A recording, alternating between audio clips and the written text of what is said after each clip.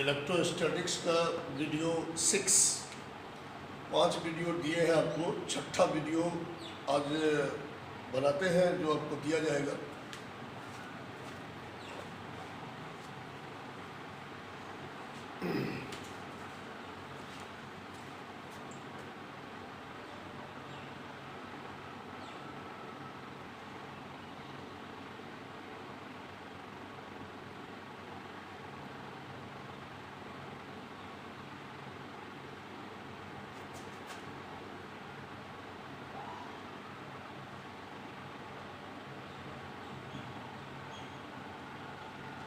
Benjamin Franklin का निष्कर्ष। तो हमने इसका प्रयोग में पढ़ा कि कोई भी वस्तु जो है वो रगड़ करके आवेशित होता है। तो पहला निष्कर्ष ये है, सूखा लकड़ी, प्लास्टिक, रबर, कांच, रेशम, ऊन, बाल, अंबर, एवोनाइट आदि वस्तुएं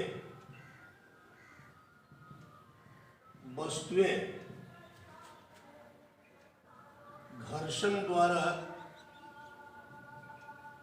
द्वारा आवेशित होता है।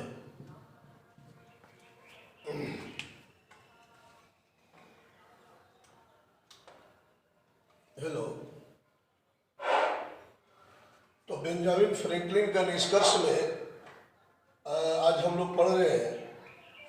और बेंजामिन फ्रैंकलिन का निष्कर्ष पहला है, सूखा लकड़ी, प्लास्टिक, रबर, कांच, रेशम, ऊन, बाल, एम्बर, एवोनाइट, ये जितना भी वस्तु देख रहे हैं ये सब कैसे आवेशित होता है? घर्षण द्वारा आवेशित होता है, रगड़ के चार्ज होता है। ये सब जितना भी इलेक्ट्रोस्टैटिक सीरीज में वस्तु को दर्शाया गया है वो सारे न्यूट्रल बॉडी, वो सारे अनावेशित वस्तु रगड़ने से, घर्षण से आवेशित होता है। दूसरा, किन्हीं दो वस्तुओं में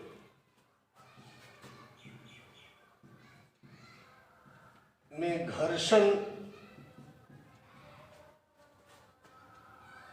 द्वारा उत्पन्न आवेश परिमाण में समान और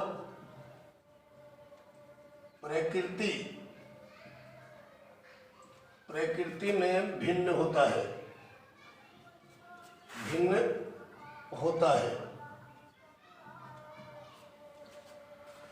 दूसरा निष्कर्ष क्या है बेंजामिन फ्रैंकलिन का?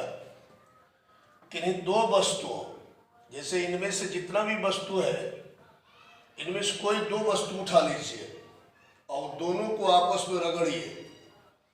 जैसे सूखा लकड़ी को प्लास्टिक से रगड़िए तो सूखा लकड़ी भी चार्ज होगा, प्लास्टिक भी चार्ज होगा। प्लास्टिक को रबर से रगड़िए तो प्लास्टिक भी चार्ज होगा, रबर भी चार्ज होगा। रबर को रेशम से रगड़िए तो रबर भी चार्ज होगा, रेशम भी चार्ज होगा। लेकिन क्या ये दोनों पर समान चार्ज आएगा?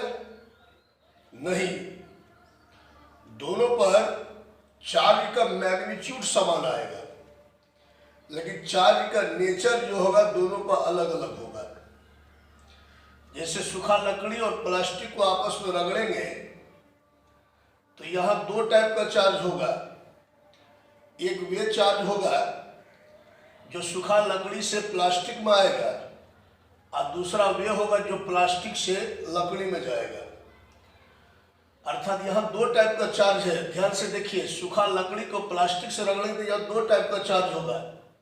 एक वे चार्ज जो सूखा लकड़ी से कहाँ आएगा, प्लास्टिक में, और दूसरा वे चार्ज जो प्लास्टिक से कहाँ आएगा, सूखा लकड़ी में। तो दो अलग अलग टाइप के चार्ज हैं। तो इसका मतलब यह है कि दोनों पर चार्ज का मैग्नीट्यूड जो है वो समान आएगा। मान लो कि इस पर 10 चार्ज आया तो प्लास्टिक पर भी क्या होगा, 10 चार्ज आएगा। अगर सूखा लकड़ी पर 100 चार्ज आएगा तो प्लास्टिक में भी 100 चार्ज आएगा, लेकिन दोनों पर चार्ज का नेचर अलग अलग होगा। एक पर प्लस में तो दूसरे पर माइनस में। अर्थात किन्हीं दो वस्तुओं को रगड़ने पर उसमें उत्पन्न आवेश परिमाण में समान होता है और प्रकृति में भिन्न होता है। ये बात बहुत इंपॉर्टेंट है। किन्हीं दो वस्तुओं में घर्षण द्वारा उत्पन्न आवेश परिमाण में समान और प्रकृति में भिन्न होता है। अब ऐसा पता कैसे चला कि ऐसा ही होता है?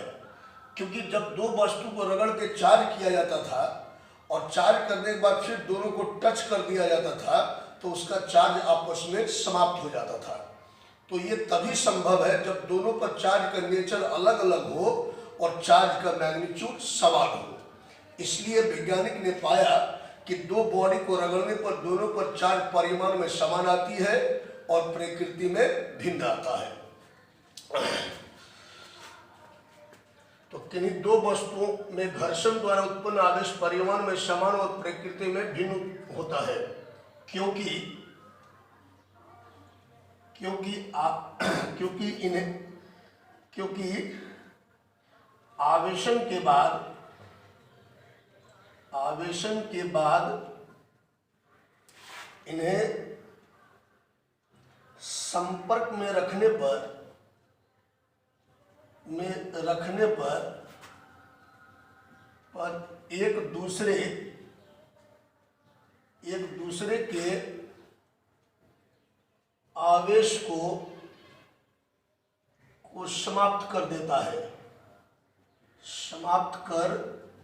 संपर्क में रखने पर एक दूसरे के आवेश को समाप्त कर देता है। तो ये हुआ बेंजामिन फ्रैंकलिन का दूसरा निष्कर्ष। पहला निष्कर्ष, सूखा लकड़ी, प्लास्टिक, रबड़, कांच, रेशम, ऊन, बाल, एम्बर, एवोनाइट आदि वस्तुएं घर्षण द्वारा आवेशित होता है। दूसरा निष्कर्ष, कि इन दो वस्तुओं में घर्षण द्वारा उत्पन्न आवेश परिमाण में समान और प्रकृति में भिन्न होता है, क्योंकि आवेशन के बाद इन्हें संपर्क में रखने पर एक दूसरे के आवेश को समाप्त कर देता है। तीसरा निष्कर्ष,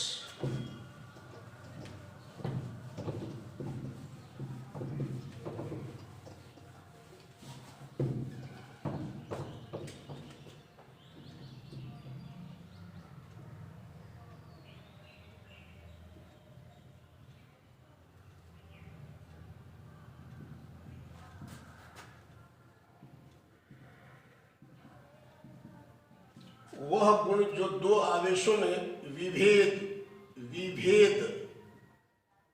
मतलब अंतर, विभेद करता है, उसे आवेश का ध्रुवन कहते हैं। अर्थात घर्षण क्या हुआ, एक तरह का ध्रुवन हुआ, क्योंकि दो बॉडी के आवेश को वह अलग कर देता है।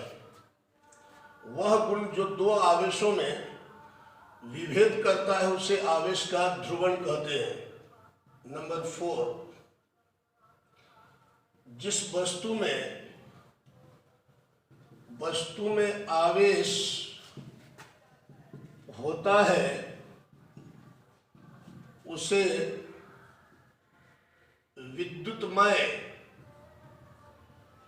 विद्युतमय या आवेशित वस्तु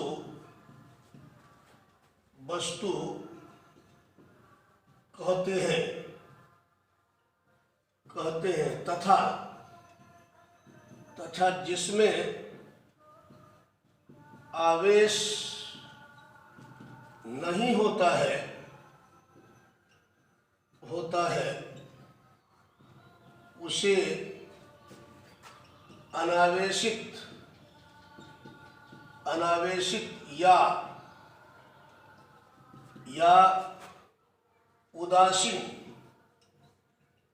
या विद्युत रोधी वस्तु कहते हैं। यह हुआ इसका चौथा प्रॉपर्टीज या निष्कर्ष। जिस वस्तु में आवेश होता है उसे विद्युतमय या आवेशित वस्तु कहते हैं, तथा जिसमें आवेश नहीं होता है उसे अनावेशित या उदासीन या विद्युत रोधी वस्तु कहते हैं। जैसे हम इसको बाल से रगड़ेंगे तो यह आवेशित वस्तु कहलाएगा, क्योंकि रगड़ने के बाद इसमें आवेश आ जाएगा। कैसे समझेगा आवेश आ जाएगा? क्योंकि इसको कागज के टुकड़ा के पास ले जाओगे तो खींच लेगा, इसका मतलब रगड़ने से इसमें आवेश आ गया। लेकिन हमने इसको नहीं रगड़ा तो नहीं रगड़े हो तो इसका मतलब इसको कागज के पास ले जाओ तो ये नहीं खींचेगा, इसका मतलब इसमें आवेश नहीं आया, तो ये उदासीन या अनावेशित या विद्युत रोधी कहलाएगा। उसके बाद नंबर 5,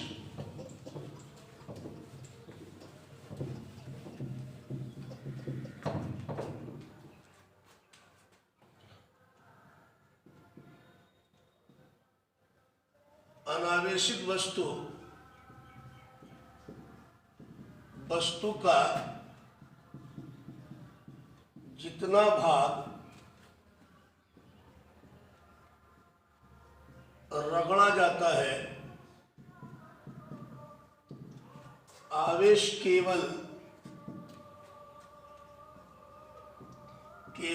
उतने ही भाग पर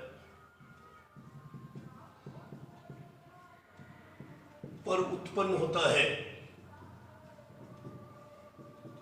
है, शेष भाग पर नहीं, शेष भाग पर नहीं, क्योंकि घर्षण द्वारा उत्पन्न आवेश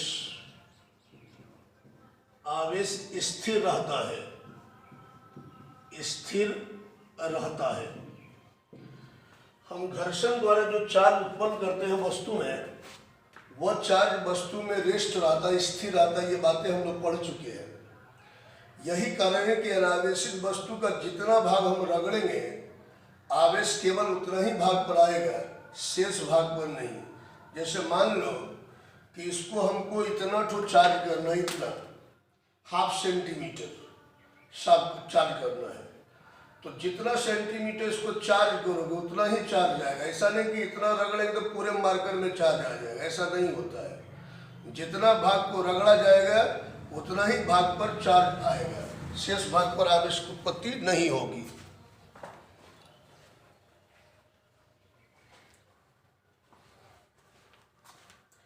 तो आपने समझा कोई वस्तु कैसे चार्ज होती है? घर्षण द्वारा। अगर आपको पूछे कि सूखा लकड़ी, प्लास्टिक, रबड़, कांच, एवोनाइट, ये सब जो वस्तु है ये सब कैसे चार्ज होता है? तो घर्षण द्वारा चार्ज होता है, रगड़ के चार्ज होता है। फिर पूछेगा कि दो वस्तुओं में घर्षण द्वारा जो आवेश लाया जाता है वह आवेश कैसा होता है? तो जवाब देंगे कि परिमाण में समान, मतलब परिमाण मतलब वैल्यू में, एक पर 10 तो दूसरे पर भी 10। ऐसा नहीं कि दो बॉडी को रगड़ेंगे तो एक पर 10 चार्ज पैदा लगेगा तो दूसरे पर 3 चार्ज पैदा लगेगा, ऐसा नहीं होगा। जब भी दो बॉडी को रगड़ा जाएगा तो दोनों पर चार्ज मैग्नीट्यूड में समान आएगा, लेकिन चिन्ह में अलग अलग आएगा। एक पर प्लस तो दूसरे पर माइनस। तो किसमें प्लस आएगा किसमें माइनस आएगा वो तो हमको इलेक्ट्रोस्टैटिक सीरीज से पता चलेगा। बेंजामिन फ्रैंकलिन के निष्कर्ष में केवल हम ये बता सकते हैं कि कांच को रेशम से रगड़ेंगे तो कांच में पॉजिटिव, रेशम में नेगेटिव। बिल्ली के खाल से एवोनाइट को रगड़े तो एवोनाइट में नेगेटिव, बिल्ली के खाल में पॉजिटिव। लेकिन इसके जगह पर हमको कोई दूसरा एग्जाम्पल दे दे तो हम नहीं बता पाएंगे। जब तक कि हम इलेक्ट्रोस्टैटिक सीरीज नहीं प्राप्त कर लेते हैं। तो ये फिक्स है बेंजामिन, ये हमको पता चल चुकी है बेंजामिन फ्रैंकलिन के प्रयोग से कि दो बॉडी को अलग अलग टाइप के दो बॉडी को यदि रगड़ा जाए, अलग अलग प्रकार के दो वस्तुओं को आपस में रगड़ा जाए तो वहाँ अलग अलग प्रकार का चार्ज उत्पन्न होगा।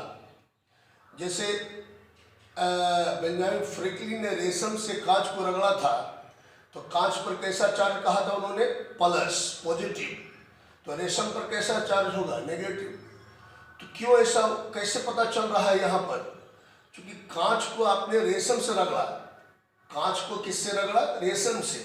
तो ऑलरेडी यहाँ दो टाइप का चार्ज है। कैसे? एक वो चार्ज है जो रेशम से कांच में आएगा और दूसरा वे चार्ज है जो कांच से रेशम में जाएगा। देखिए, रेशम से कांच, रेशम से कांच एक चार्ज हुआ, दूसरा कांच से रेशम दूसरा चार्ज हुआ। तो इस टाइप से दो बॉडी को रगड़ने पर हमेशा दो चार्ज पैदा लेती है, लेकिन दोनों चार्ज परिमाण में समान, चिन्ह में अलग उत्पन्न लेती है। क्योंकि उसे आपस में फिर टच कर देते हैं तो उसकी चार्ज आपस में समाप्त हो जाती है।